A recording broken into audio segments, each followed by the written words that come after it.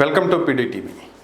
ఈరోజు ఆంధ్రప్రదేశ్లోని గుడ్లవల్లేరు ఇంజనీరింగ్ కాలేజ్లో జరిగినటువంటి ఘటన. అక్కడ గర్ల్స్ వాష్రూమ్స్లో, హాస్టల్స్లో హిడెన్ కెమెరాస్ పెట్టి ఆ వీడియోలు తీశారు, వాటిని సేల్ చేశారు అనేది ప్రధానంగా ఉన్నటువంటి వార్త. దీని గురించే తమకు న్యాయం చేయాలి అని చెప్పి గత అర్ధరాత్రి నుంచి కూడా గర్ల్స్ హాస్టల్లో ఉన్నటువంటి విద్యార్థినులు నిరసన తెలియజేస్తున్నటువంటి అంశం. మరి ఈ అంశం గురించే మనతో విశ్లేషించడానికి ప్రముఖ హైకోర్టు న్యాయవాది వెంకటేష్ శర్మ గారు మనతో ఉన్నారు. ఆయనతో మాట్లాడదాం. నమస్తే శర్మ గారు. నమస్తే అండి సార్, గుడ్లవల్లేరు ఇంజనీరింగ్ కాలేజ్లో జరిగినటువంటి ఘటన ఉదయం నుంచి మనము మీడియాలో చూస్తూనే ఉన్నాం. అసలు ఇలాంటి పరిస్థితులు వరుసగా తలెత్తుతూనే ఉన్నాయి. ఓ పక్క మహిళలపై అత్యాచారాలు, హత్యలు, మరొక పక్క ఇలాంటి హిడెన్ కెమెరాలతోటి నగ్న చిత్రాలు తీయటం, వాటిని సేల్ చేయటం, ఇలాంటి పరిస్థితికి విద్యార్థులు వస్తున్నారు అంటే దీన్ని మనం ఏ విధంగా చూడాలి? వీళ్ళకి ఎలాంటి శిక్షలు వేయచ్చు?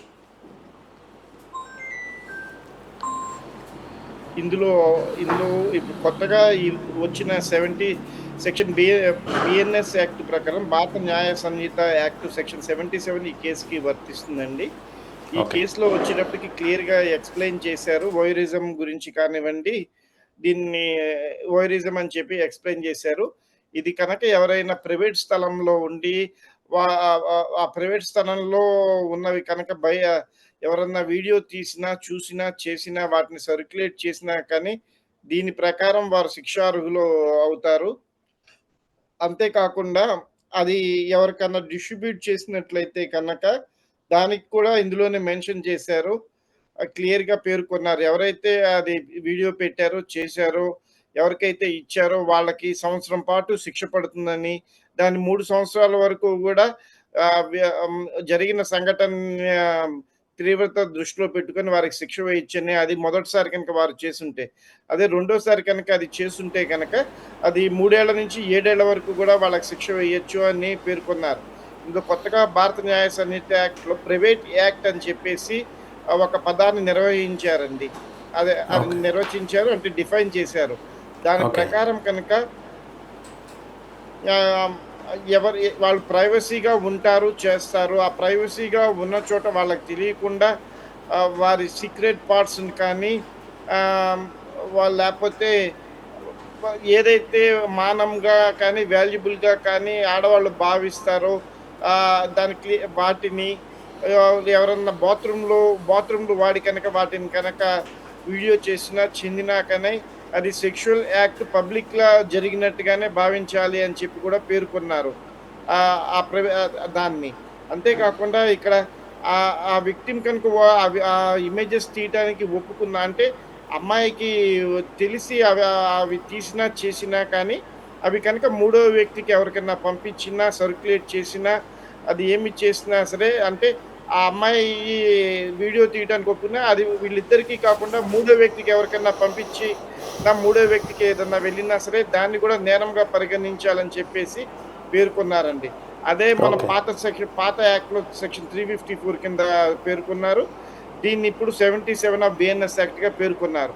అంటే ఇప్పుడు 300 ఎవరైనా నిజంగా కనుక ఆ కాలేజ్‌లో వీడియో పెట్టి 300 మందిది వీడియో తీసి 300 మందిది అది సర్క్యులేట్ చేస్తే చెందితే 300 కేసులు అతని మీద పెట్టచ్చా అనేది ఇక్కడ మనం చూడాలి. అట్లా పెట్టడానికి కుదురుతుందా? లేకపోతే 300 మందికి కలిపి ఒకే కేసు అవుతుందా? ఒకే కేసు అయినట్లయితే కనుక అతనికి మాక్సిమం 1 ఇయర్ నుంచి 3 ఏళ్ల వరకు శిక్ష పడటానికి అవకాశం ఉందే తప్ప అతనికి వేరే ఇతరత్ర ఏ శిక్షలు కూడా వేయటానికి లేదు. అంతేకాకుండా ఇది బెయిలబుల్ కిందకు వస్తుంది. అంటే అతన్ని అరెస్ట్ చేసి 41 సిఆర్పిసి ఇచ్చి పంపించేయాల్సిన నేరం కిందే ఇది వస్తుందే తప్ప ఈ నేరం కింద అతన్ని జైల్లో పెట్టడానికి కూడా అవకాశం లేదు. అంతేకాకుండా ఇతనికి ఎవరైతే అంటే లేడీస్ హాస్టల్లోకి ఒక జెంట్ వెళ్ళి కెమెరా పెట్టలేడు, చేయలేడు కాబట్టి ఎవరో ఒక మహిళ అక్కడ చదివే విద్యార్థిని సహాయం ద్వారా పెట్టుండొచ్చు. ఆ విద్యార్థినికి కూడా సేమ్ ఇతనికి ఏ శిక్ష పడిందో అదే శిక్ష పడటానికి అవకాశం ఉంది. ఈ విద్యార్థి కలిసి మూడో వ్యక్తికి కానీ ఇంకెవరికన్నా అది అమ్మారు, చేశారు అనేది వస్తుంది. ఒక్కొక్క వీడియోని 300 నుంచి 500 వరకు అక్కడ అమ్మారు, చేశారు అనేది వస్తుంది. ఆ నిజాలు దర్యాప్తులో తేలుతాయి. అట్లా ఎవరన్నా ఆ వీడియో కొనుక్కొని చూసినా, లేకపోతే ఫ్రీగా చూసినా వాళ్ళందరికీ కూడా ఇవే శిక్షలు పడతాయి. అంటే ఇక్కడ 3 విధాలుగా నేరస్తులు ఉన్నారండి ఈ కేసులో. ఓకే. మొదటిగా ఆ వీడియో పెట్టాలి, ఆ కెమెరా పెట్టాలని ఆలోచన చేసి పెట్టిన వాళ్ళు, ఆ కెమెరా పెట్టిన తర్వాత దాన్ని వీడియోగా కన్వర్ట్ చేసి, ఎక్స్ట్రాక్ట్ చేసి చూసిన వాళ్ళు, ఆహ్, ఆ తర్వాత ఆ వీడియోని మళ్ళీ సెకండరీతో అంటే మల్టిపుల్ ఆహ్, వీడియోస్ కింద సర్క్యులేట్ చేసిన వాళ్ళు. కన్వర్ట్ చేసి డీవీడీలు కానీ, డీవీడీ ద్వారా కానివ్వండి, లేకపోతే పెన్ డ్రైవ్‌లు కానీ డిస్ట్రిబ్యూట్ చేసుకున్న వాళ్ళు, చేసిన వాళ్ళు కూడా అందరూ శిక్షార్హులు అవుతారు. 3 విధాలుగా ఇందులో శిక్షకు గురవ్వటానికి అవకాశం ఉంది. వీడియో పె వి కెమెరా పెట్టిన వాళ్ళు, కెమెరా నుంచి వీడియో తీసిన వాళ్ళు, ఆ వీడియోని ఎవరెవరైతే డిస్ట్రిబ్యూట్ చేశారో అందరికీ కూడా శిక్షలు పడతాయండి. అది చట్ట ప్రకారం వీళ్ళందరి మీద ఈ పోలీసు వారు చర్యలు తీసుకోవడానికి అవకాశం ఉంటుంది. ఓకే. ఇలాంటి ఘటనలకు పాల్పడుతున్నటువంటి వీళ్ళు అంటే ఒక చదువుకోని వ్యక్తులో లేదంటే ఒక ఆల్రెడీ నేర ప్రవృత్తికి అలవాటు పడినటువంటి వాళ్ళు మొన్న రీసెంట్‌గా కలకత్తా ఆర్జీకర్ ఆసుపత్రిలో జరిగినటువంటి ఘటన. ఇలాంటి వాళ్ళు పాల్పడితే ఒక రకం అనుకోవచ్చు. ఆల్రెడీ చదువుకుంటున్నటువంటి విద్యార్థులు ఇలాంటి ఘటనలకు పాల్పడటం వీళ్ళ మానసిక స్థితిని ఏ విధంగా అంచనా వేయొచ్చంటారు? ఎవరైతే అంటే హ్మ్. ఇది వాళ్ళు ఆ వయసులో ఇది ఏదో చిల్లర పనిగా, లేకపోతే చిలిపి పనిగా వాళ్ళు భావించి చేసుండొచ్చు. కాకపోతే ఆ వీడియోలో నుంచి అందరు అమ్మాయిలది గూడా ప్రైవేట్ పార్ట్స్‌ని కానీ, వారు స్నానం చేసేటప్పుడు వీడియోలు కానీ సేకరించడం అనేది మోరల్‌గా చాలా పెద్ద తప్పండి. అట్లా ఒకవేళ పొరపాటున సేకరించినా, చేసినా అది అందరికీ చూపిచ్చడము, దాన్ని క్యాష్ చేసుకోవాలని చెప్పి అని ఏదైతే వాళ్ళ మనసులో ఆలోచన వచ్చి, ప్రవర్తన వచ్చిందో అది చాలా బాధాకరము. అందులో గుడ్లవల్లేరంటే పచ్చటి పొలాల మధ్య ఉండే కాలేజ్ అది. ఎక్కువ మంది కూడా ఆ పక్క గ్రామాల నుంచి వచ్చి కష్టపడి చదివించుకునే తల్లిదండ్రులు వాళ్ళు ఉంటారు. వాళ్ళందరూ గూడా పెళ్లి కావాల్సిన అమ్మాయిలు. ఇది కనుక బ్లాక్ మార్కెట్‌లోకి వెళ్ళినా కానీ నేషనల్ మాఫియా, ఇంటర్నేషనల్ మాఫియా వాళ్ళ చేతుల్లోకెళ్ళి వివిధ రకాల వెబ్‌సైట్స్‌లో కనుక వీటిని ప్లేస్ చేస్తే ఆడవాళ్ళ భవిష్యత్తు ఏమవుతుందనేది మనం గ్రహించాలి. దీన్ని లోతుగా ఆలోచించకుండా, చేయకుండా ఎవరైతే ఈ దాలికి పాల్పడ్డారని పాల్పడ్డారో వాళ్ళు ఎప్పటికీ కూడా క్షమార్హులు కాదు.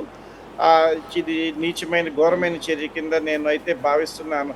ఆ అబ్బాయి మెంటాలిటీలో తెలియకుండా ఇది చేసి ఏముందిలే ఇది చిన్న విషయమేనని చెప్పేసి అందరికి చూపించడం అని అనుకోవచ్చు కానివ్వండి.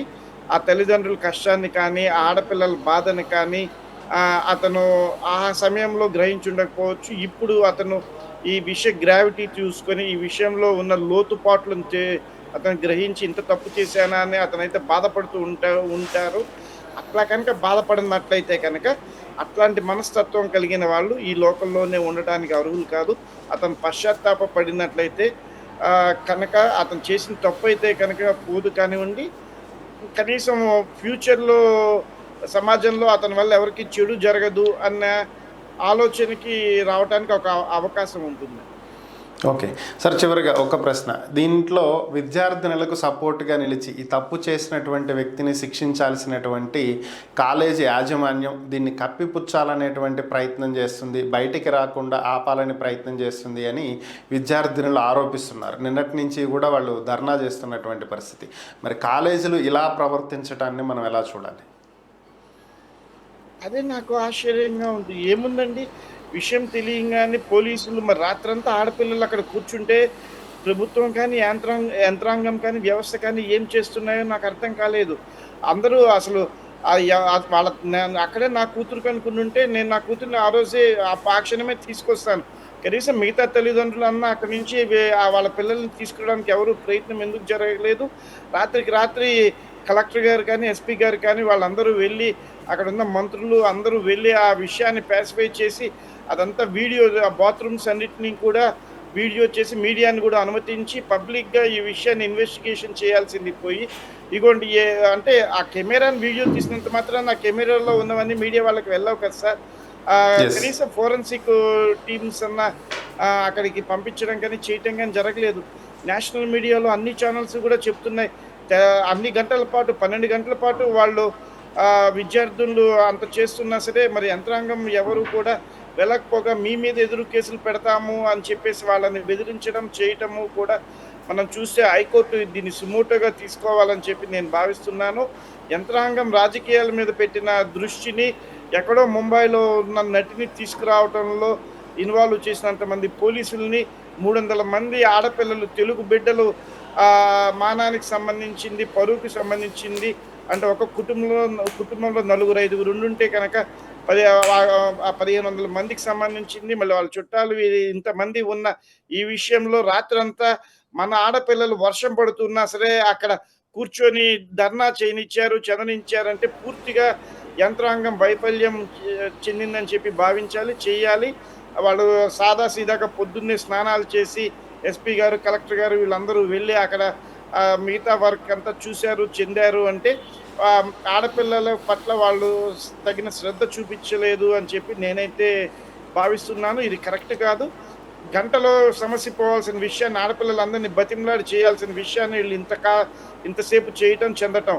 ఏ ఆడపిల్ల కూడా అక్కడ అంతమంది ఆడపిల్లల్లో ఎవరు కూడా 12 గంటల పాటు ఆ బాత్రూంలో వాడకుండా వాళ్ళు అత్యవసరంగా బాత్రూమ్స్కి వెళ్ళాల్సిన పరిస్థితి ఉన్న బాత్రూంలో ఏ కెమెరాలు ఉన్నాయన్న భయం వాడకుండా వాళ్ళు పడే సంఘర్షణని అర్థం చేసుకుంటున్నాను నేను. కానీ అధికారులు రాత్రి అయింది, మళ్ళీ పొద్దున్నదాకా ఆడపిల్లలు అట్లానే కూర్చొని ఉంటే వాళ్ళు బాత్రూమ్స్కి యూజ్ చేయాలంటే వాళ్ళు ఏం చేస్తారు, చెందుతారు.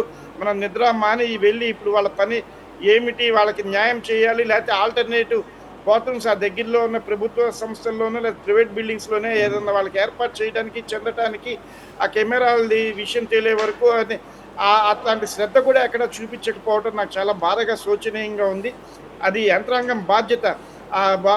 పొద్దున్న వెళ్ళినట్టున్నారు అందరూ కలిపి కెమెరాలతో కనబడుతూ వెళ్ళారు. మరి ఈ లోపల ఆడపిల్లలు ఎక్కడ బాత్రూమ్లు వాడుకుంటారని వీళ్ళు అనుకున్నారు. వాళ్ళకి ఏదైనా ఆల్టర్నేటివ్ బాత్రూమ్స్ ఏదైనా చూపించారా?